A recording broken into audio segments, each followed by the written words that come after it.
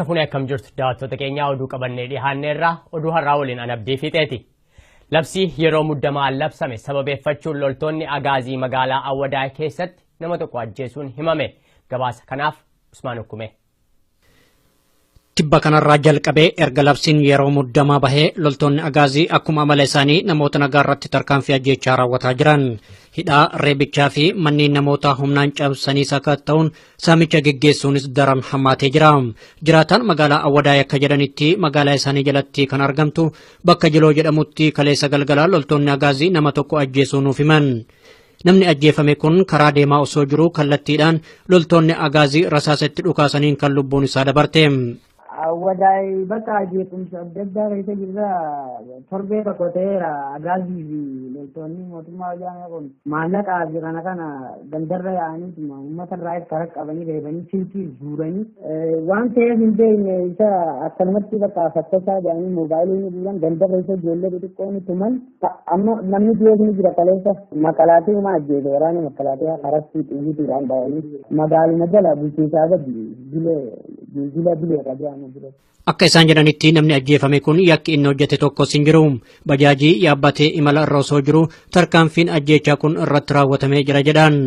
Wanti nuti hin beekne bakka ammeessanii jiran kitaabuu guyyaa sadii keessatti bajaajii isaa bu'ee makalaatee inni qabdee nama tokko walii saalanii harkaa beekii deemuu dabarsataa kan bakkaatan beeku. Battalumatti waggaa kan sanbata isa dhawanii cinaachisa. Loltoonni mootummaa torbaan kanarraa jalqabanii jiraatota magaalaa Awwadaa irratti rakkoo hammeenyaa raawwataa jiraachuu kan nuuf himan. Namni kun keessumattuu bilbila namoota harkaa roorrisaa jiran akkasumas manneen jiraatota humnaan cabsanii sakatta'uu fi namoota irraa maallaqa saamaa jiru jedhan. Bakka fakkataa fi moobaayila guuruu fi maallaqa harkanii guuruu fi namatti himuu fi kallimaatti manee manaa dhuma xiixameeqaa jira. Dhumarratti ajjeechaa hidhaa fi reebichi isaan mudataa jiru gaaffii mirga abbaa biyyummaa fi abbaa qabeenyummaa irraa akka duubatti isaan hin deebifne dubbatanii rakkoo kana keessaa ba'uuf ammoo mormiin itti fufuu qaba jedhan. Ergaan Oromoodhaaf qabu ulee fi rasaasaa jiran kun abdiin kutachiisanii gabrummaa jala mataa galmee akka hin qabne akka itti fufanii barbaadan. Loltoonni agaazii labsii yeroo muddamaa kanatti erkatanii guutummaa Oromiyaatti miidhaa uummatarraan dhaqqabsiisaa jiran. Keessumattuu erga labsiin kun raggaasifamee kaasee haalli uummata Oromoo mudataa jiru hedduu yaaddessaadha jedhan.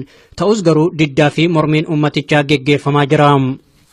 Kuusaa balfaa yookaan kosii sandaafaatti birrii biliyoona tokko oliin ijaarameef kan kanaan dura jiraattonni naannoo mormuudhaan hojii dhaabee ture akka haaraatti hojii jalqabuuf akka jirutu himame. Kunis bakka obbo Muktaar Kadir kan bu'an obbo Lammaa Magarsaa erga kuusaa sana dhaqanii daawwataniin boodaa jedhu jiraattonni. Ijaarsa kuusaa balfaa yookaan kosii kana keessaa mootummaan naannoo Oromiyaa akka harka hin qabaanne waakkataa ture. Uummatis erga balfa Finfinnee nurratti hin gattan jedhee ba'ee mormatee immoo uummata dirqisiisuu hin dandeenyu akka jedhan irra deddeebi'ameetu kan himamaa ture. Akka gabaasa jirutti ijaarsa kuusaa kanaatti baasiin ba'e gara birrii biliyoona tokkootti siqa. Hanga kuusaan kun ijaaramee kosii yookaan balfi Finfinnee keessaa ba'u itti gatamuu jalqabuutti jiraattonni naannoo sanaa maal akka ta'e hin beekan turani. Booda garuu fooliinsaa yoo rakkoo gurguddaa fiduu eegalu kan uummati maalummaa kuusaa sanaa hubatee mormachuu eegale. Har'a garuu erga labsiin yeroo hatattamaa ba'ee as kuusaan sun hojii jalqabuuf jedhaa jedhu jiraattonni akka isaan jedhanitti bakka obbo Muktaar Kadir kan bu'an obbo Lammaa Magarsaa erga dhaqanii kuusaa sana daawwatanii deebi'aniin booda ijaarsi biraan eegalee jiraa jedhu. Mootummaan naannoo Oromiyaa jalqabumarraa kaasee harka keessaa hin qabu isa jedhuuf kan kantiibaa Finfinnee waliin uummata laga Xaafootti walitti qabanii doorsisaa turan qaama bulchiinsa mootummaa naannoo Oromiyaa keessaa obbo Bakar Shaalee akka turan namni kun nuu himaniiru. Naannoo Sandaafaatti dhalataa Sandaafaadha. Yeroo duraatti qotee bulaadha kan ofirraa dhawee. Isaan ofirraa dhaweerraan kan garuu humnaan obbo Bakar Shaalee fi Dirribii Kumaa fi shaatiroonni danda'a. Uummata keessa deemuudhaan uummata su'aamanii laga Xaafootti yeroo baay'eedha laga Xaafootti kan dhufan laga Xaafootti deemu. Gaafa uummanni beekan illee baay'ee Bakar Shaalee waa sadii filadhaa ture uummataan. Mormii uummataa sana dhaabuuf tattaaffii guddaatu ture. Namoota qe'ee sana irratti hafuu barbaadaniif akka maallaqaaf kaartaan lafaa isaanii laatamu kan waadaa seenan obbo Bakar Shaalee namooti lakki kuusaan kun nurraa haa ka'u jettan garuu kun tasa kan hin yaadamne nama waa lama dhabe taatu jedhanii dhaadachuu isaanii dubbatu namni kun. akkuma jedhan mormii uummataatiin erga balfi Finfinnee Sandaafaatti gatamuun dhaabbate baatii xiqqoon booda kunoo amma akka haaraatti hojii jalqabuuf marsanii dallaa sibiilaa itti ijaaraa jiru jedhan. Inni tokko uummanni naannoo sanii ka'u inni lammataa immoo qarshii kan kaartaa fudhachuu achitti sadaffaan immoo qosheen achi haa ka'u kana sadeen keessatti kufladha jechuudha. Meeshaa baddaa irratti kan nuti ta'u waan lama bichaadha. Isaan lamaan keessaa tokko kan achi ka'u kookaa kaartaa fudhachuu qarshii hammatin ga'u waliin gaafa sana tokko immoo qosheen kun asii haa ka'u warreettan jedhee kun garuu ka'uu hin danda'u dhibbatti amma immoo uummanni koree filanii koree amansiisuu hin dandeenye jarri koreenis koree cimma sore ijoolleen naannoo uummanni ofirraa dhawwan irra haa ka'u nurra haa fedhan warii baay'eetu xaasoree namni baay'ee du'aare egasii illee namni akka odeeffannoo qabutti namni tokko hin duune qosheen kun dhaabbate amma immoo hin eegalle jechuudhaan birata meetira 12 ta'u dhaabanii haxaraa jiru naannoo isaa akka cikicha waraqaan adda adda hin baanne amma kanarra jiru jechaadha amma. Yeroo dhiyoo keessatti ni eegalaa jechaa jiru. Dallaan sibiilaa amma ijaarsisaa eegale kun daawwannaa obbo Lammaa Magarsaatiin booda ta'u kan nu himan jiraataan naannoo sanaa kun isa duras mormiin uummataa akka hojii sana dhaabsisuu hin dandeenyedha kan obbo Bakar Shaalee uummatatti himaa turanii jedhu. Otoo as lafti qullaan jiru Finfinneen balfa yookaan kosii hammattee hin teessuu kan jedhan obbo Bakar Shaalee namni fira du'e qabdan yoo jiraattan kuusaan kun hojii dhaaba jettanii yaaddu yoo ta'e akka fira du'etti abdii kutadhaa jedhanii turanii jedhu. Obbo Bakar Shaalee nama du'e qabdanee jedhee ture iddoo sanarratti nama deebuu qabaattan irraafatamoo hin irraafannee baay'ee kan na gaddisiisu jechaadha kan afaan isaa keessaa ta'e akkasitti irraafadhaa kanasi. Meeshees yoomiyyuu hinafu akka nama du'eetti irraafadhaa kan jedheen uummataan. Namooti yeroo duraa sana waan kana mormaa turan haala yeroo waliin qabamanii hedduun isaanii mana hidhaa jiru akka namni kun jedhanitti kaanis irratti fuulleffatameetu kan qabaman. Kanaaf amma mormiin yoo isaan mudates tarii akka isa duraa sana ta'uu dhiisuu malaa jedhani isaanis kanaaf jecha haala yeroo keessa gugatanii kan hojii kana jalqaban. Uummanni kun baay'ee qabamaniiru kan keessa dubbatu uummata qabataniiru. Uummata naannoos immoo hojii dhaqanii raasaniitti waardiyaa qaxaran. Waggaatti gara 40 ol. Tola kanaattis uummanni warra dubbatu kanaan qabatee qarshii qabaniif uummanni hin baay'ee yaala garuu ammas ijoollee dubbatu hin jiru naannoo sanadha bakka ijoolleen achiiti. Mormii uummataatiin erga balfisuun asitti gatamuun dhaabbatee booda kan kanaan dura gatame sharaa itti haguuganii turanii kan jedhan namni kun haa ta'u malee ammayyuu foolii hamaa qabaa jedhu. Amma tun jira naannoo sanitti amma sharaan shafamanii ture naannoo sun baay'ee ajaa Isiisaaf hojjechuu hin dandeechu daqiiqadhaaf hojjechuu hin dandeechu yoo konkolaataa fuudhee konkolaataa keessa si guuta innaa amma baay'ee xiraa iddoo fageenya deemu haa baatu malee turee deema garuu waggaa qilleensa jiru kan deemu fageenya garuu naannoo sanatti xiraa beeksisa shafamanii. Foolii sanaan wal qabatee namooti hedduun dhukkubaaf saaxilamaniiru hunda caalaa immoo kuusaan bishaanii hojii balfa sanaaf jecha tolfame laga namooti bishaan dhugaatiif dhimma itti ba'anitti waan cobuuf jecha sun ammoo rakkoo biraa uumaatti jiraa jedhu namni kun. Jiru baay'eetu jiru namni harka ciccifee hin jira. Iddoo dadhabde hin jirti. Koo baay'ee ture. Amma immoo bishaan tokko hin jiraayyuu kan achitti isaan cammaqamu kan bakka tokkotti xaraqqamu tokko isa waraabat turan sababoota kanatti hin waraabarrumallee waraabat jiru dhumuu dideera inni immoo iyyaa gara burqaatti yoo burqaatti yaa'usan namoonni naannoo immoo isa dhugu amma kana roobni fila hin jirreef yaa'u malee baay'ee rakkisaarra jiru yeroo bokkaan yeroo ta'e fudhatee dhaqaa itti naqa maal gootaree bishaan galchine galchaatti turanii namoota kunii galchuu kunii hin dhiisuu bishintu sunollee waa'ee hin yaa'u amma ittiin attaalalaa turan bishaan naannoo ittiin galchinetti immoo namoonni burqaa dhugu. Magaalaan Sandaafaa kan argamtu bulchiinsa naannoo Oromiyaa keessatti yoo ta'u Finfinnee irraa immoo kiiloomeetira 40 fagaatti. Kuusaan sun mormii uummataan erga hojii dhaabeen booda Finfinneen rakkoo jabaa keessa akka buutee jirtu miidiyaa mootummaa biyyichaan hoogganamu dabalatee miidiyaalee hedduutu gabaasaa ture. Barattoonni mana barumsaa sadarkaa lammaffaa Awwaaroo magaalaa Amboo mormii geggeessuu isaanii waliin wal qabatee humnoonni waraana magaalattii keessa buufatan barattoota gara mana hidhaatti guuraa jiru jedhame. Tichaa guddataa gabaasa qaba.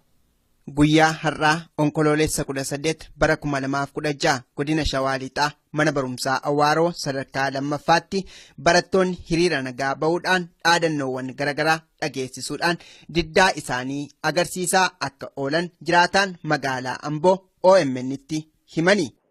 Mana barumsaa argamanii booddee barattoonni diddaa gabrummaa fi ajjechaa fi haalalatti ilaalchisuudhaan tarkaanfileen ilmaan Oromoo irratti fudhatamaa jiru sirrii miti jechuudhaan mana barumsaa galanii mana barumsaa irraa dhaadannoo dhageessuudhaan gara daandiitti ba'anii. Sana booddee as gara daandiitti daandii Biinceefan gara Finfinnee Amboo galu irratti daandii akka cufuudhaaf taasifamee ture. Sana booddee makiinaa wanta tokko irrattis ajjechaa isaan gabrummaa suuchaan ilmaan Oromoo gayyootti jechuudhaan kan sagalee dhageessanii turan.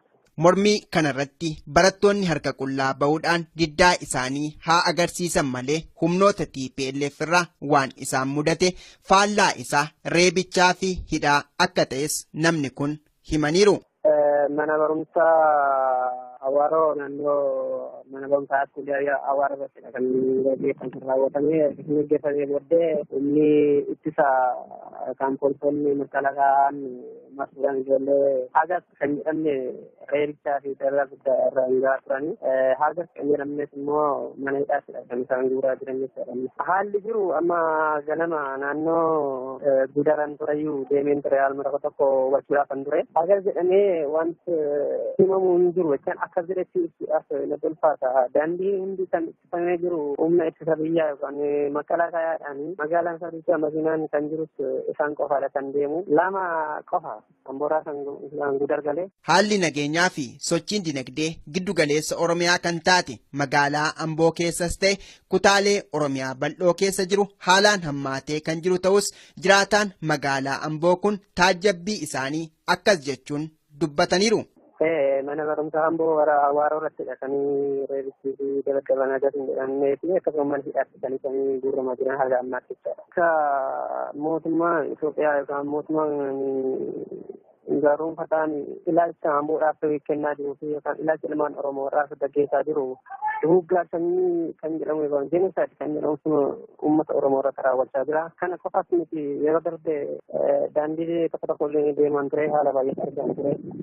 Lubbuun ilmaan Oromoo haala yaadannee haala hin eegganne kan isaanii shit gochaa jiran. Kanaaf ajjechaa fi duuggaa sanyii nurratti raawwatu haa dhaabbatu jedha. Kana dhaamsanii ilmaan Oromoo fi idil addunyaa kan miidiyaa addunyaatti kan waliin barbaadu. Sochiin Oromiyaa kan bara 2014 kan inni eegale magaalaa Amboo keessatti yommuu ta'u bara sanas ilmaan Oromoo 78 wareegamuu fi 100 hidhamuun seenaa qabsoo Oromoo keessatti kan dagatamuu miti. Sochii fincila diddaa gabrummaa jedhamuun kan eegale kan bara kanaas godinuma kana Shawaa Lixaa aanaa Dandii magaalaa Giincii mana barumsaa sadarkaa lammaffaa keessattidha. Mormii bara kanaatiin immoo namoonni 1,000 ol haala sukkaneessaan ajjeefamuun 10,000 hedduun hidhamuu fi bakka buuteen isaanii wallaalamaatti jiraatus sochii bara kanaan milkaa'inni guddaan galmaa'aatti jira. Kanaaf godinni Shawaa Lixaa keessumaa magaalaan Amboo sochii sabni Oromoo bilisummaa isaanii dhugoomsachuuf taasisan keessatti seenaadhaan bara baraan kan leellifamaa dhalootaa dhalootatti yaadatamaa jiraattudha.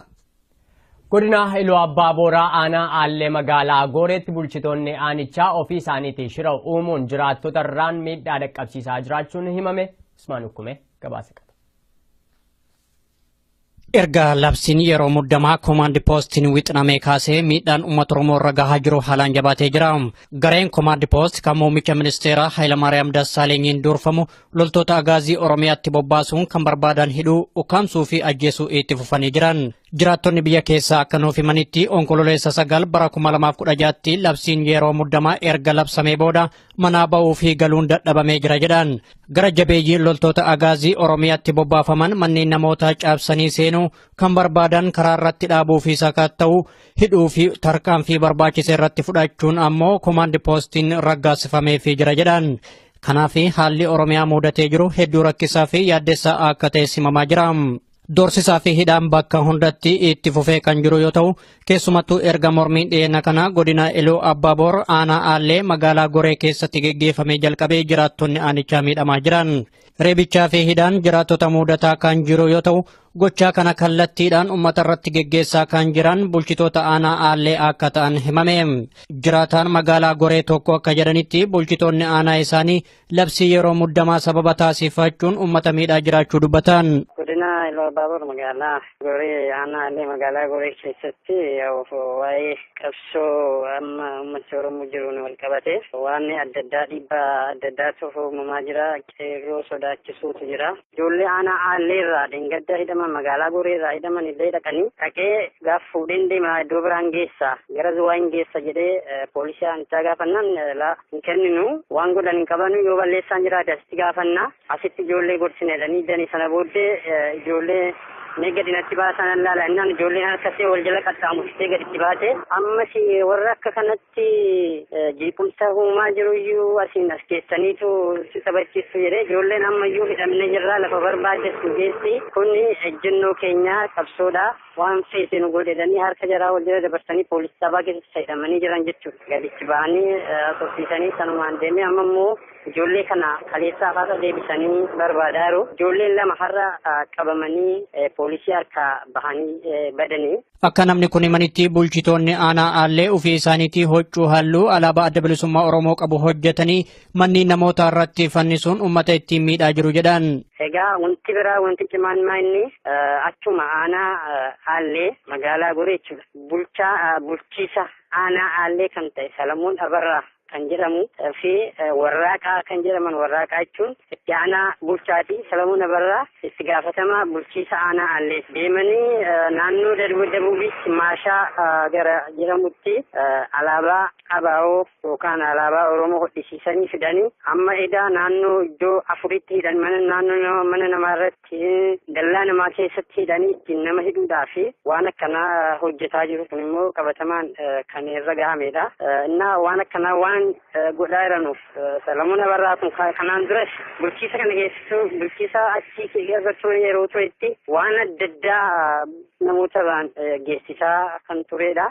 Wayita bulchitoonni kun haala kana uumanii namoota nagaa ittiin hidhaa jiranitti jiraattonni maal jedhan gaaffii jedhuuf namni kun yoo deebisan.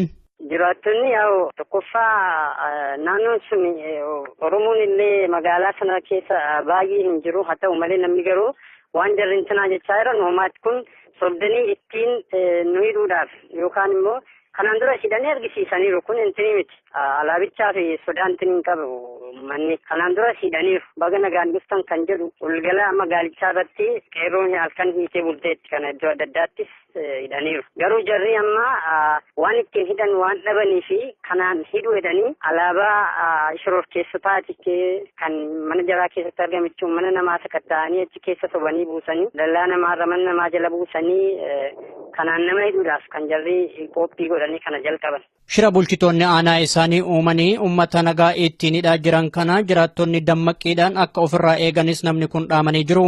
Waggoota 25f mootummaan kun uummata Oromoo miidhaa kan ture yoo ta'u keessumattuu mormii walakkeessaa sadaasa bara 2015 as haalli jiru daran hammaatee jira. Abbaan qabeenyaa raayyaa istuudiyoo obbo Abrahaam Raayyaa dabalatee weellistoonni fi shubbistoonni Oromoo guyyaa kaleessaa bakka hojii waraabbiif deeman magaalaa Finfinneetti humnoota waraanaa wayyaaneen ukkaanfamuun isaanii himame. Bal'ina gabaasa kanaatiif itichaa guddata. Weellisaan Oromoo dhimmicha itti dhiyeenyaan beeku nuyi dubbisne tokkos akkaataa uguramuu obbo Abrahaam Raayyaa abbaa qabeenya raayyaa istiidiyoo weellistootaa fi shubbistoota Oromoo akkas jechuun OMN'tti himee jira. Raayyaa istiidiyoon kaleessa wallisaa nama Urgeessaa jedhamu waraabuudhaaf ba'anii turanii Finfinnee naannoo Shaggar Mannaafashaa jedhamu yookaan Mannaafashaa gara ba'umsa sulultaarra jiru irratti waraabbii otoo jiranii namoota hedduu fi shubbistoota hedduutu wajjin jira. Abrahaam Raayyaa Darajjee nama jedhamu Urgeessaa nama jedhamuu fi wallisaa Caalaa Daggafaan illee wajjin jira jedhama. Bilbilli isaa hin dalagu kan hin qulqulleeffanne wajjin jira jechuun dhaga'e kanneen kan akka to'atamanii manni isaanii har'a isaan manarra deebisanii sakatta'aa oolan jaan agarree jira. Abbaan qabeenyaa istiidiyoo Raayyaas ta'e miiltoowwan waliin turan magaalaa Finfinnee kallattii ba'umsaa fi seensa magaalaa Sulultaatti hojiidhaaf ba'uu isaanii malee eessa akka geeffamanis hin beeknu garuu mootummaa wayyaaneen miliqfamuu isaaniif immoo sakatta'insi har'a manneen isaanii irratti humnoota waraanaan gaggeeffamaatti ture ragaadha jechuunis dubbateera. Wanti beekame hin jiru seera baafatanii turanii seera ittiin uummata Oromoo dararaa itti cimsanii kanuma galmaan gahuudhaaf uummanni kun uummata Oromooti paartii Oromoo guddisaa jiranidha. Mana kireeffatanii hojjetu hojii idilee isaanii itti fufuudhaaf gaafa jedhanii wanti dhibu sirba jaalalaati kan isaan waraabuu ba'anii mootummaan jireenya nama hin barbaanne jireenya Oromoo hin barbaanne kun isaan to'annaa jala akka oolcheen quba qaba. Isaan hidhees hin beeknu wanti beekamu hin jiru. Istiidiyoon raayyaa sochii warraaqsa sabni Oromoo taasisaa jiru keessatti ga'ee guddaa gumaacheera kan jedhu weellisaan nuyi dubbisne kun addi bilisummaa uummata Tigraay namoota hidhuu fi ajjeesuu irratti fuulleffattee kan jirtu taatus gaaffiin bilisummaa sabichaa bu'uura irraa hanga deebi'utti Oromiyaa keessa nageenyaa fi tasgabbiin ni jiraata jedhee hin yaadu jechuunis dubbateera. Akkuma beekamu istiidiyoon raayyaa haadhota Oromootiin lafee dugdaati.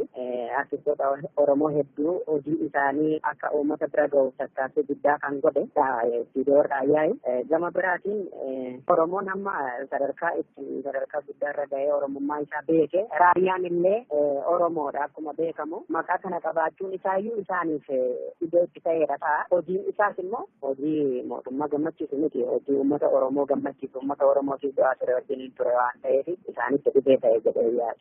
Warreen sabaaf dhaabatanii sabaaf quuqamanii adda durummaan beekamanii yoo mootummaa wayyaanee haala kanaan kan uguru yoo ta'e yookiis hojii isaanii kan laamsheessu yoo ta'e haala kanaan egereen Oromiyaa maal kan ta'u sinitti fakkaata. Haaluma wal fakkaatuun immoo umuriin bulchiinsa mootummaa kanaa haala kana keessatti hagam dheerata jettanii yaaddu isin akka ilma Oromoo tokkotti. Waa lama siinima kanarratti otoo hidhaa fi ajjeechaan uummata Oromoo ni jilcha ta'e du'a eebbisaa addunyaa fi du'a Usmaayyoo Muusaa fa'aatu artistoota Oromoo gaadee manatti hambisa ture. Artistiin Oromoo du'a Oromoo otuma arguu reeffa awwaalee galeetu dhugaa Oromoo dubbata. Mana hidhaa fi bahee otoo aaraan galfatiin dhugaa Oromoo dubbata. Ammas dhugaan Oromoo uummata bicuutiin awwaalamee hin hafu. Ibidda tulluurraa ta'a. Mootummaan kun immoo namni bishaan nyaate hoomacha qabataa jedha. Gaafa dhaabachuu wallaalu kufuuf gaafa jedhu waan isa kuffisu baay'ee isa kuffisu waan fideefi umurii dheeraa qaba jedhee hin amanu. Ani akka mootummaatti hin yaadu kan gaddeebiidhaa kun mootummaa miti.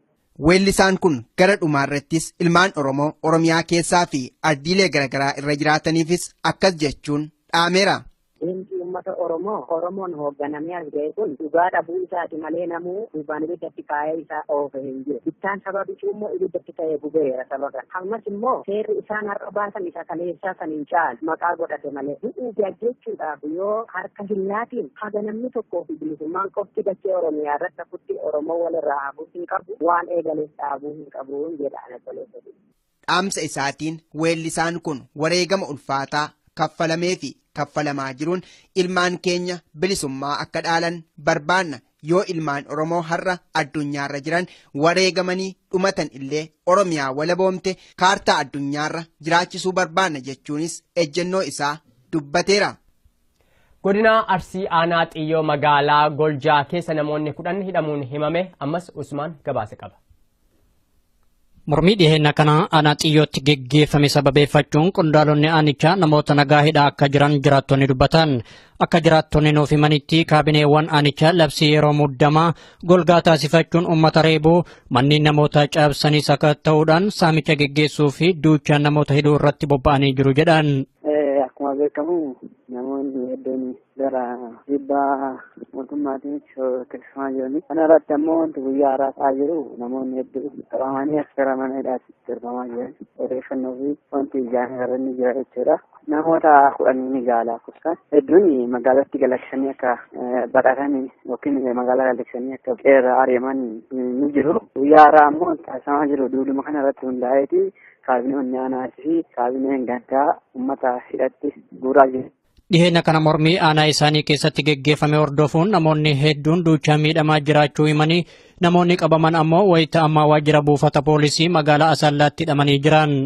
Sababaan namoonni kun hidhamanis yeroo darbe dura miidhagina garbummaa magaalaa keessa taasifamee walqabateeti. Uummatuma wajjin deemaa kan turanii fi akkama uummanni baanitti uummata wajjin hirmaachaa turanii achi booda ammoo basaastonni achi keessatti viidiyoo fi suuraa ilaalaa yeroo ammaa kana ammoo uummata hidhachiidhaan barattoota miidhaa jiran namoonni hojii mootummaa galaksanii magaalattii irraa baqatanis ni jiran jechuudha. Dhiibbaa kanaaf jecha jechuudha. Namoonni kun ammaaf waajjira poolisaa yookiin maqooyyaa jedhamu san mana aanaa xiyyoo Asallaa keessatti hidhamanii jiranii. Akka namni kun jedhanitti kaabinoota aanaa xiyyoo irratti mormiin biroo ammas isaan mudachuu waan maluuf kanarraa sodaa qabaachuu isaaniitiin kan namoota nagaa hidhaa jiran. Namoonni hidhaman irraa hedduun isaanii barattoota yoo ta'an kana malees manguddoonni umriin gaheeyyii ta'anis keessa jiraachuu namni kun himan. Caalaa isaanii barattoota ta'uu isaa mirkaneeffannee jirra. Akkasumas manguddoonni wayii illee keessa jiranii obbo Kamaal Madaa jedhamanii jiraataa bulchiinsa magaalaa Gojjaa jechuudha. Har'a barattoota hojii hidhamanii gara mana hidhaatti akka darbamaa jiranii wanti qabatamaan ijaan argines ni jira. Hidhaa fi roorroon hammeenyaa yoo akkam ta'e uummata kanarra dhaabbata gaaffii jedhuuf namni kun yoo deebisan basaasonni mootummaaf amanamoo ta'an saba isaanii miidhuurraa of qusachuu qaban. Sirni bulchiinsa mootummaa kun hundeedhaan buqqa'uuf yeroon isaa waan kalaa'eef kan walitti hafuu lammiilee biyyattiiti jedhan. Kanaaf wal miidhuun sirrii akka hin taane himanii namoonni uummata Oromoo ficcisiisaa jiranis kanarraa gabaabbachuu akka qabanis dhaamanii jiru. Kun ammoo basaasuuf keessaa baasuudha. Gantuu fi basaasuuf keessaa baasuun danda'ame irra ga'uu danda'ame dhabamaa jira malee kaabinoonnii fi gandaatii fi aanaallee haaluma saniin odoo uummata miidhuu baatanii uummata yoo danda'ame gorsuu yookaan ammoo karaarraa goruudha malee uummata hidhanii uummata itti hidhaa dararuun immoo kun uummata miidhuudha. Kanaaf immoo namoonni kunniin ammoo dargaggoon yeroo ammaa namoota beekamoodha waan ta'aniif ofumaa of miidhaa jiran gaafsan. Kana ammoo osoo kaabinoonni kunniin of to'atanii gaarii nutti fakkaata akka kootitti. Garuu ammoo isaan cimanii itti deemaa jira. Ifiin yeroodhaa gara yerootti cimaa deemaa jira wanti kun waan ta'eef uummata nagaas dararaa jiranii meeshaa isaaniis saamaa jiran jechuudha. Mana sakatta'aa jiran jechuudha irra deema. Kun uummata ofi kakaasuudha malee akka instaaleeshinii nageenyaa taa'ee yaadu. Haaluma wal fakkaatuun magaalaa Asallaa keessattis rakkoon jiraattota mudataa jiraachuun himame. Jiraattonni magaalaa Asallaa akka jedhanitti dargaggoonni hedduun loltoota mootummaatiin reebamaa jiran. Kaan ammoo hidhamanii jiru. Yeroo gara yerootti doorsiifni itti fufee jira. Keessumattuu labsii yeroo muddamaa booda haalli jiru hammaachuu dubbatanii rakkoo kana ofirraa gombisuuf mormiin uummataa itti fufuu akka qabus dubbatanii jiran. Labsiin yeroo muddamaa jedhame kun rakkoo furuu osoo hin taane mormii uummatichaa daran kan jajjabeessuudha jechuun dubbatanii jiru. Biyya Kaanaadaatti paartii mormituu beekamaa kan ta'e New Democratic Party NDP'n qabiyyee dhala namaa ilaalchise haalli biyya Itoophiyaa keessaa dhaga'amaatti jiru baay'ee kan isaan yaaddesse ta'u ibsa har'a baaseen beeksisee jira. Paartii sanaaf itti gaafatamtuu hariiroo dhimma alaa kan ta'an aadde Ellen Laverdilee fi ittaanaa hoogganaa mirga namoomaa kan sadarkaa addunyaa kan ta'an Shirley Hardcastle waliin ta'uun ibsa har'a baasaniin tarkaanfii ajjechaa hidhattoonni mootummaa Itoophiyaa uummata karaa nagaan yaaddoo isaa ibsataa jiru irratti fudhatan dabalatee hidhaa fi dararaan dhaga'amaatti jiru kun akkaan baay'ee isaan kan yaaddesse ta'uudha kan isaan ibsan. Keessumaa mootummaan miidiyaalee walabaa ugguruu fi uummati akka fedhetti yaada isaa ibsachuu dhabuun rakkoo amma Itoophiyaa keessatti mudataa jiruuf boba'aa ta'eeraa kan jedhu ibsi paartii kanaa Kaanaadaan biyyoota Itoophiyaan gargaarsa guddaa irraa argattu keessaa tokko ta'uu ibsuudhaan otoo gargaarsa misooma naannolee hin dabalatin gargaarsa misooma sadarkaa addunyaaf Kaanaadaan laattu keessaa bara 2014 fi bara 2015 jidduu qofa doolaara miliyoona 108 Itoophiyaaf arjoomuu ishee ibsanii jiru. Kanaaf mootummaan Kaanaadaa gargaarsa hangana ga'u biyyattiif arjoomu kun hatattamaan ajjechaa hidhaa uummata isaa irratti mootummaan sun raawwachaatti jiru dhaabsisee haalli amma jiru kan akka furmaata godhatu gochuu keessatti gahee isaa akka ba'u waamicha goonaa jechuun mootummaa biyya isaaniitiif waamicha taasisanii jiru. Mootummaan Itoophiyaa paartilee mormituu jiran hunda dubbisee bifa dimokiraatawaa ifaaf bilisa ta'een haasaa ijaarsaa akka geggeessu dhaamsa dabarsinaas jedhan biyyattiin kan aadaa bareedaadhaan badhaate gosooti 80 ol mana godhatanii kan keessa jiraatan waan taateef isaan kun nagaan ba'anii galuu mootummaa sirriitti isaan bakka bu'u qabaachuu mirkaneeffachuu danda'u qabnaa jechuun inni kun akka hojiirra ooluufis mootummaa isaanii irratti akka dhiibbaa taasisuuf jiran ibsanii jiru. Kan naannoo Gambeelaarraa kanaan dura butamanii turan daa'imman 68 bakka isaan jiran ammayyuu akka baruu hin dandeenye tibba kana mootummooti gamtoomanitti ekspertii mirga namoomaa 2 ifa taasisan. Isaan kun akka jiranitti barbaacha daa'imman kanaarratti mootummaan Sudaan kibbaas ta'e mootummaa Itoophiyaa irratti dhiibbaa uumuu feesisaa jedhani. Mootummooti kun lameen hokkara naannoo sanaa hanqisanii jireenya lammiilee fi nageenya isaanii tiksuu irratti otoo hin jaallatin waliin hojjechuu akka qabanis akeekkachiisanii jiran.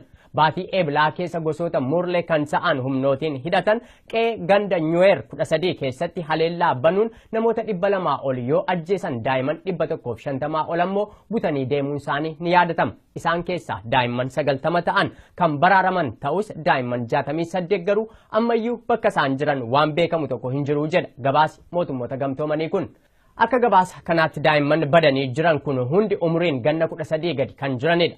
Baatii jaan darban kun maatii daa'imman kanaatiifis ta'e daa'imman kanaaf yeroo baay'ee hamaa ture kan jedhu gamtaan mootummootaa kun jireenya daa'imman sanaafis ta'e yaaddoo maatii isaanii furuuf mootummaan Itoophiyaa fi mootummaan Sudaan kibbaa itti gaafatamummaa guddaatu irra jira jechuun akeekkachiise.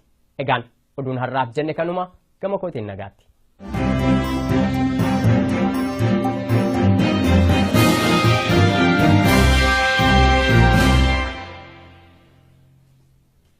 Warri OMN'n karaa bilbilaatiin hordoftan lakkoofsi kanaan dura ittiin hordofaa turtan jijjiiramuusaa isin beeksifna. Haaluma kanaan lakkoofsofni haaromni tolaan OMN ittiin dhageeffachuu dandeessan kanneen United States keessa jiraattan 641-552-5055 United Kingdom 0330-332-6333 Germany 518-090-4047 Norway 219532-08 Sweden 08-403-03194 Italy 06-899-730-19 South Africa yookaan Afrikaa kibbaa 271-210-03 05 Australia 028072 irratti nu dhageeffachuu dandeettan. Biyyoota birootiif lakkoofsa haaraa akkuma baafneen isin beeksifna. Galatoomaa OMN.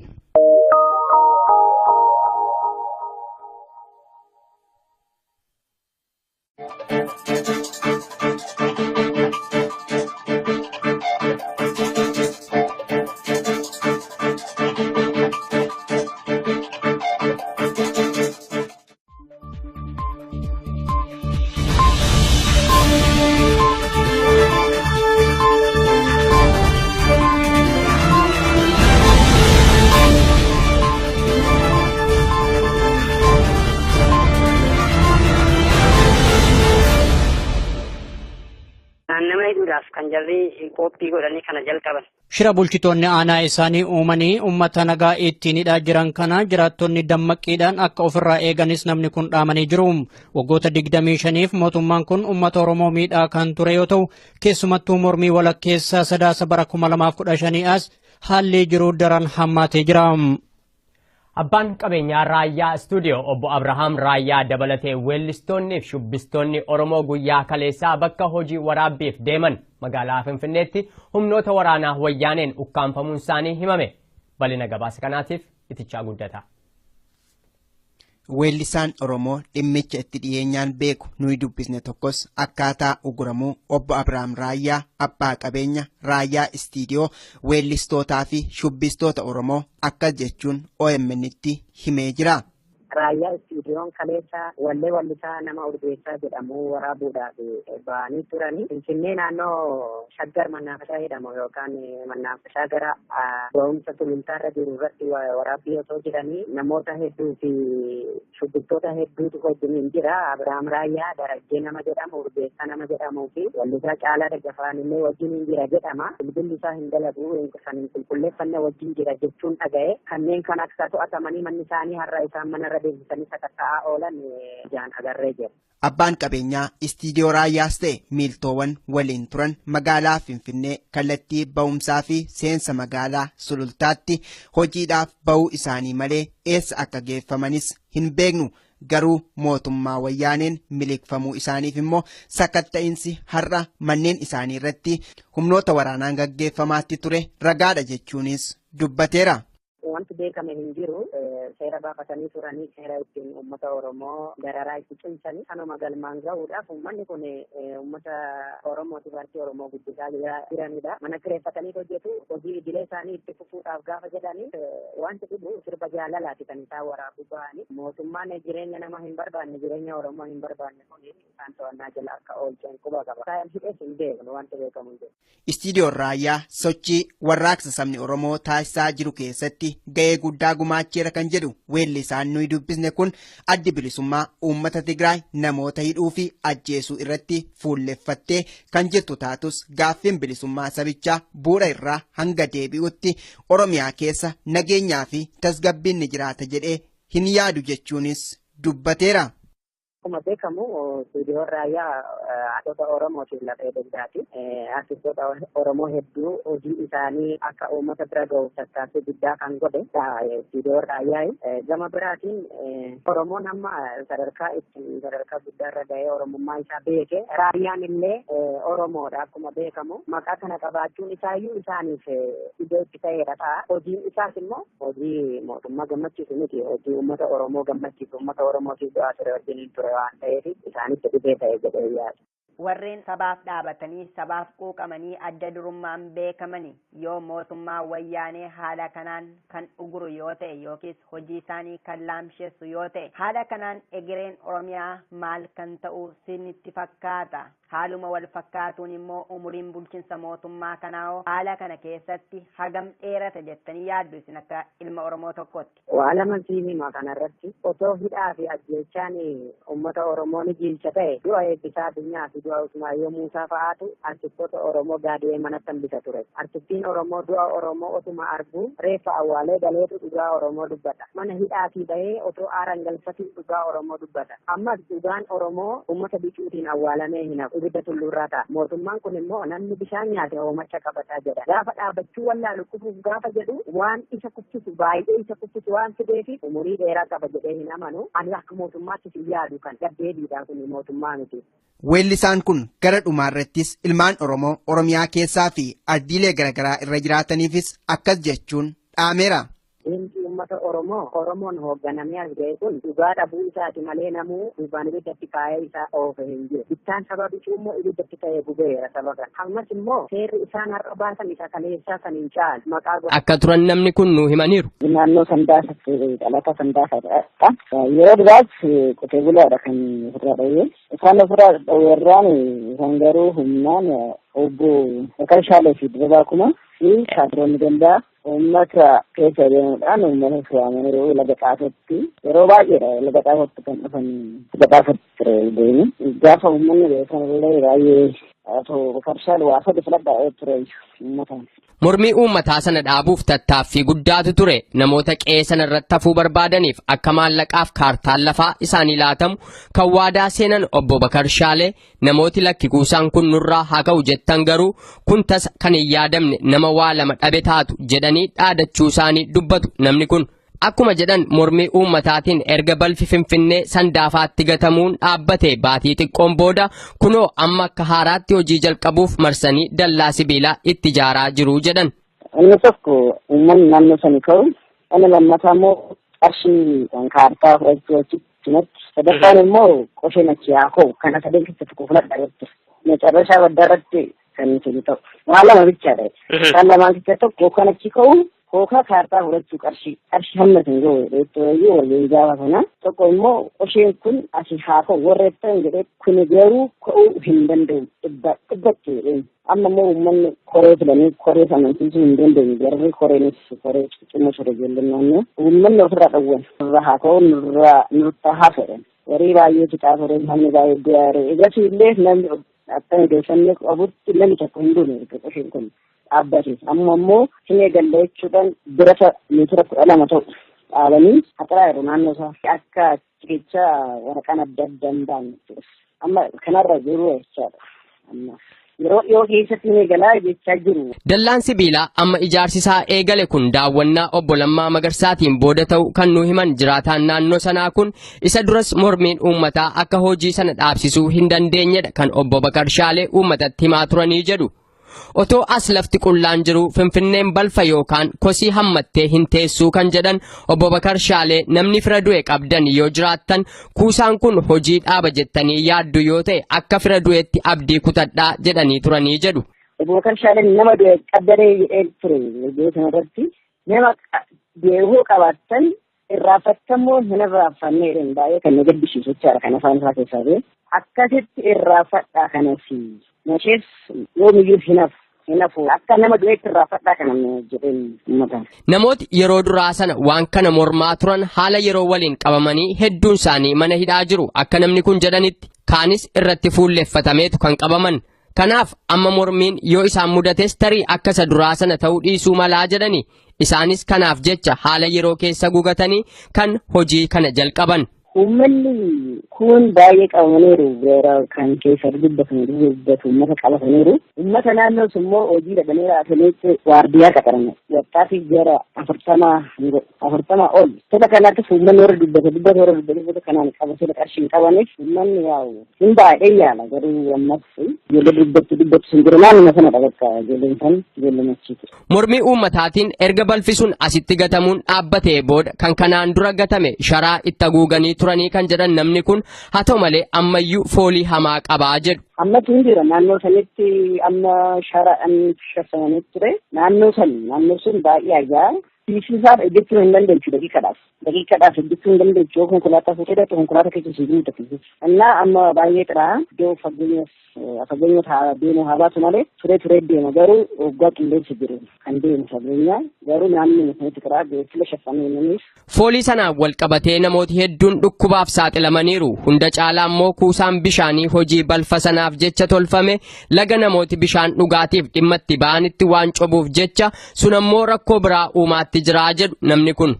Jiru baay'eetu jiru namni harka ciccifee hin jira. Doo dadhabdees hin jirti. Koo baay'ee ture. Amma immoo bishaan tokko hin jiraayyuu kan achitti isaan camma qabu kan bakka tokkotti xaraqqamu tokko isa waraabatti turan sababa kanas hin waraabu malee waraabatti jiru. Almaa'aatti jira. Kanaaf godinni Shawaa Lixaa keessumaa magaalaan Amboo sochii sabni Oromoo bilisummaa isaanii dhugoomsachuuf taasisan keessatti seenaadhaan bara baraan kan leellifamaa dhalootaa dhalootatti yaadatamaa jiraattudha. Godina Iluu Abbaa Booraa aanaa Aallee magaalaa Gooreetti bulchitoonni aanichaa ofii isaaniitiin shira uumuun jiraattota irraan miidhaa dhaqqabsiisaa jiraachuun himame. Usmaan Ukkume gabaasa qaba. Erga labsiin yeroo muddamaa komaandi poostiin wixinamee kaasee miidhaan uummata Oromoo irra gahaa jiru haalaan jabaatee jira. Gareen komaandi poost kan muummicha ministeeraa Hayilamaariyaam Dassaalenyiin durfamu loltoota agaazii Oromiyaatti bobbaasuun kan barbaadan hidhuu, ukkaamsuu fi ajjeesuu itti fufanii jiran. Jiraattonni biyya keessaa akka nuuf himanitti onkololeessa 9 bara 2016tti labsiin yeroo muddamaa erga labsamee booda manaa ba'uu fi galuun dadhabamee jira jedhan. Gara jabeeyyiin loltoota agaazii Oromiyaatti bobbaafaman manneen namoota cabsanii seenuu kan barbaadan karaa irratti dhaabuu fi sakatta'uu hidhuu fi tarkaanfii barbaachise irratti fudhachuun ammoo komaandi poostiin raggaasifamee fi jira jedhan. Kanaaf haalli Oromiyaa mudatee jiru hedduu rakkisaa fi yaaddessaa akka ta'e simamaa jira. Doorsisaa fi hidhaan bakka hundatti itti fufee kan jiru yoo ta'u keessumattuu erga mormiin dhiyeenya kana godina Iluu Abbaa Boor aanaa Aallee magaalaa Goree keessatti geggeeffamee jalqabee jiraattonni aanichaa miidhamaa jiran. Reebichaa fi hidhaan jiraattota mudataa kan jiru yoo ta'u gochaa kana kallattiidhaan uummata irratti geggeessaa kan jiran bulchitoota aanaa Aallee akka ta'an himame.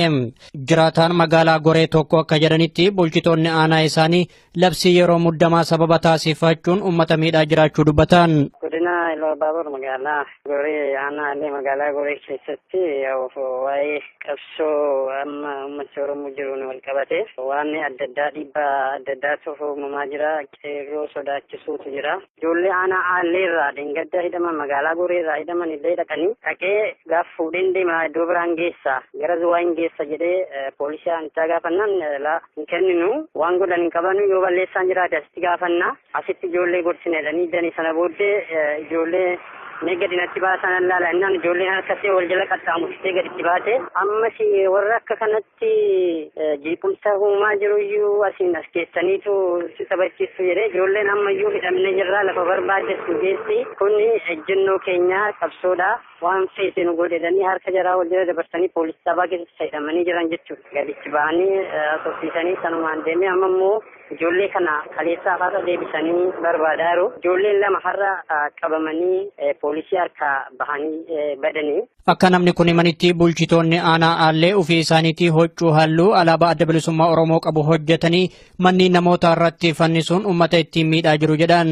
Egaa wanti biraa wanti cimaan inni achuma aanaa aallee magaalaa Goree jechuudha. Bulchiisa aanaa aallee kan ta'e Salamuun Abarraa kan jedhamu fi warraaqaa kan jedhaman warraaqaa jechuun itti aanaa bulchaati Salamuun Abarraa itti gaafatamaa bulchiisa aanaa aallee deemanii naannoo dabuubis maashaa gara jedhamutti alaabaa abaa'oo yookaan alaabaa Oromoo hodhisiisanii fidanii amma edaa naannoo iddoo afuritti hidhan mana namaa irratti dallaa namaa keessatti hidhanii ittiin nama hidhuudhaa fi waan akkanaa hojjetaa jiru kun immoo qabatamaan kan irra gahamedha.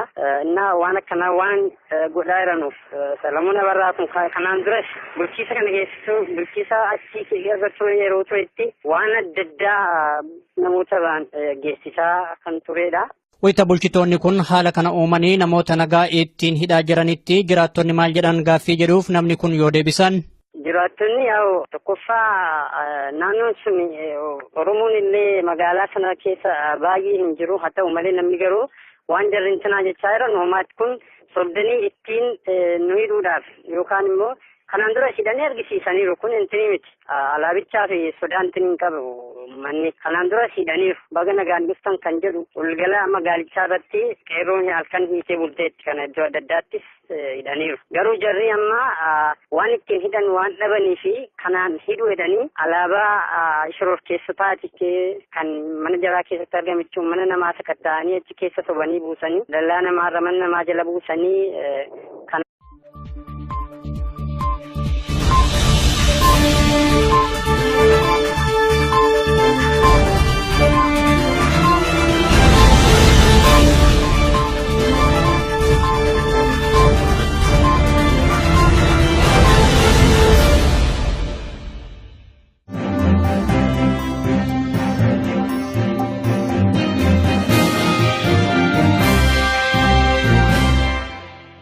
Harka fuunee akkam jirtu daawwattoota keenyaa oduu qabannee dhiyaanneerraa oduu har'aa waliin anabbii fixeeti.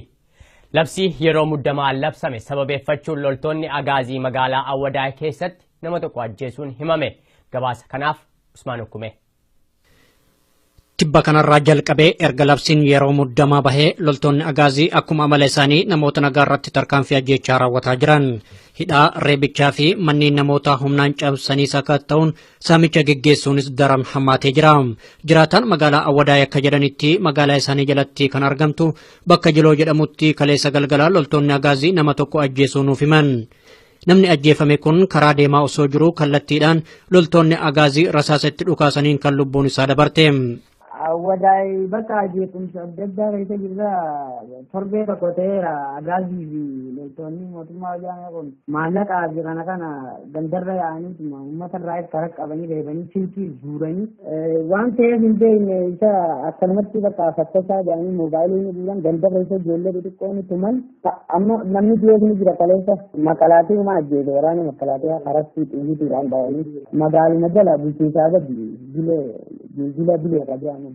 Akka isaan jedhanitti namni ajjeefame kun yakki inni hojjete tokkos hin jiru. Bajaajii yaabbatee imala irra osoo jiru tarkaanfiin ajjeechaa kun irratti raawwatamee jira jedhan. wanti nuti hin beekne bakka ammeessanii jiran kitaabuu guyyaa sadii keessatti faayidaa keessaa bu'ee makalaatiyaan ni qabdee nama tokko walii saalanii harkaa beekii deemudha warrataa kan bakkaatan bakkalumatti eeggaasan sanbata isa dhayanii cinaachisa. Loltoonni mootummaa torban kanarraa jalqabanii jiraatota magaalaa Awadaa irratti rakkoo hameenyaa raawwataa jiraachuu kan nuuf himan namni kun keessumattuu bilbila namootaa harkaa roorrisaa jiran akkasumas manneen jiraatota humnaan caabsanii sakatta'uu fi namootarraa maallaqa saamaa jiru jedhan. Bakka fattasaa fi moobaayila guuruu fi maallaqa harkanii guuruu fi namatti himuu fi kallimaatti manee manaa dhuma xiixameetaa jira.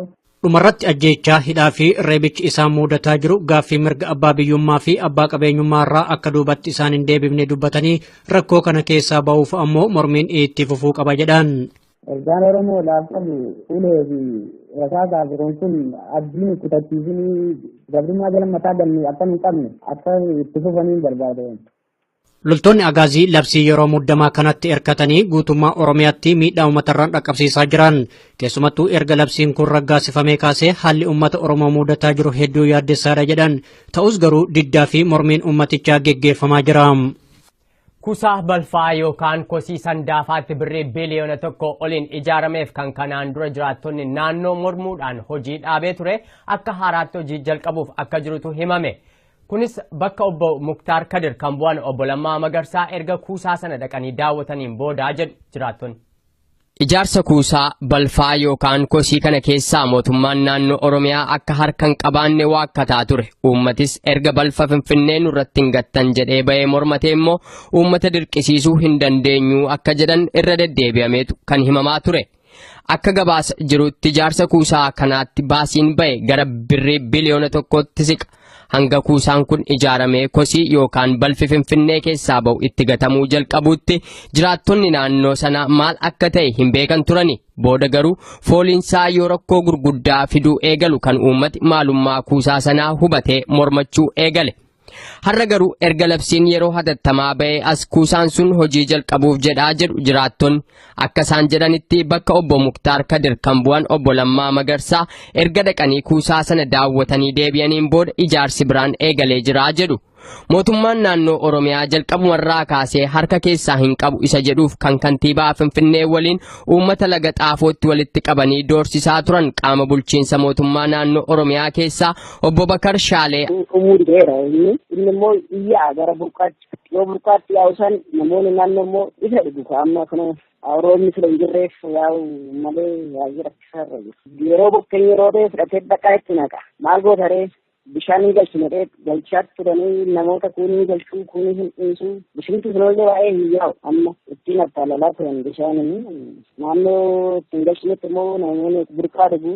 Magaalaan Sandaafaa kan argamtu bulchiinsa naannoo Oromiyaa keessatti yoo ta'u Finfinneerraa immoo kiiloomeetira 40 fagaatti. Kuusaan sun mormii uummataan erga hojii dhaabeen booda Finfinneen rakkoo jabaa keessa akka buutee jirtu miidiyaa mootummaa biyyichaan hoogganamu dabalatee miidiyaalee hedduutu gabaasaa ture.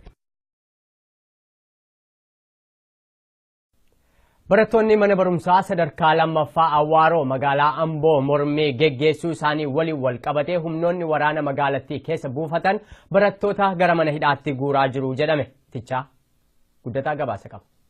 Guyyaa har'aa onkoloolessa 18 bara 2016 godina Shawaa Lixaa mana barumsaa Awwaaroo sadarkaa lammaffaatti barattoonni hiriira nagaa ba'uudhaan dhaadannoowwan garaagaraa dhageessisuudhaan diddaa isaanii agarsiisaa akka oolan jiraataan magaalaa Amboo OMN'tti himani. Barattoonni mana barumsaa argamanii booddee barattoonni diddaa gabrummaa fi ajjechaa fi haala lattee ilaachuudhaan tarkaanfilee ilmaan Oromoo irratti fudhatamaa jiru sirrii miti jechuudhaan mana barumsaa galanii mana barumsaa irraa dhaadannoo dhageessuudhaan gara daandiitti ba'anii. Kana booddee as gara daandii Fiinceefan gara Finfinnee Amboo galu irratti daandii akka cufuudhaaf taasifamee ture. Kana booddee makiinaa wanta tokko irrattis ajjechaa isaan gabrummaa suuchaan ilmaan Oromoo yoomitti jechuudhaan kan isaan sagalee dhageessanii turan. Mormii kanarratti barattoonni harka qullaa ba'uudhaan diddaa isaanii haa agarsiisan malee humnoota TPLF irraa waan isaan mudate faallaa isaa reebichaa fi hidhaa akka ta'es namni kun himaniiru. Mana barumsaa Awaaroo naannoo mana barumsaa iskuulii Awaaroo irrattidha kan gaggeeffamee raawwatamee gaggeeffamee booddee inni ittisa kan poolisoonni makalaqaan masuudhaan ijoollee hagas kan jedhamne reebichaa fi dararaa guddaa irra hingaa turani. Hagas kan jedhamnes immoo mana hidhaatidha kan isaan guuraa jiran jechuudha. Haalli jiru amma ganama naannoo gudaran tureyyuu deemeen ture haaluma tokko hubachuudhaaf kan ture. Hagas jedhamee wanti himamu hin jiru jechaan akka jiretti ibsuudhaaf na ulfaata. Daandii hundi kan ittifamee jiru humna ittisa biyyaa yookaan makalaqaadhaan magaalaan Saaricha makiinaan kan jirus isaan qofaadha kan deemu. Lama qofa kan boraa kan gudar galee. Haalli nageenyaa fi sochiin dinagdee giddu galeessa Oromiyaa kan taate magaalaa Amboo keessas ta'e kutaalee Oromiyaa bal'oo keessa jiru haalaan hammaatee kan jiru ta'us jiraataan magaalaa Amboo kun taajjabbii isaanii akkas jechuun dubbataniiru. Mana barumsaa Amboo Awaaroo irrattidha kan reebichi fi dabaddaban agarsiin jedhamee fi akkasuma mana hidhaatti kan guuramaa jiran haga ammaatti jechuudha. Akka mootummaa Itoophiyaa yookaan mootummaan gaarumfataan ilaalcha Amboodhaaf kennaa jiruu fi yookaan ilaalcha ilmaan Oromoodhaaf gaggeessaa jiru duuggaa sanyii kan jedhamu yookaan jenisaati kan jedhamu sun uummata Oromoo irratti raawwachaa jira. Kana qofaas miti yeroo darbe daandii tokko deemaan ture haala baay'ee argaa ture. Lubbuun ilmaan Oromoo haala yaadannee haala hin eegganne kan isaanii shit gochaa jiran. Kanaaf ajjechaa fi duuggaa sanyii nurratti raawwatu haa dhaabbatu jedha. Kana dhaamsanii ilmaan Oromootaa fi idil addunyaa kan miidiyaa addunyaatti kan walii barbaadu jechuudha. Sochiin Oromiyaa kan bara 2014 kan inni eegale magaalaa Amboo keessatti yommuu ta'u bara sanas ilmaan Oromoo 78 wareegamuu fi 100 hidhamuun seenaa qabsoo Oromoo keessatti kan dagatamuu miti. Sochii fincila diddaa gabrummaa jedhamuun kan eegale kan bara kanaas godinuma kana Shawaa Lixaa aanaa Dandii magaalaa Giincii mana barumsaa sadarkaa lammaffaa keessattidha. Mormii bara kanaatiin immoo namoonni 1,000 ol haala sukkaneessaan ajjeefamuun 10,000 hedduun hidhamuu fi bakka buuteen isaanii wallaalamaatti jiraatus sochii bara kanaan milkaa'inni guddaan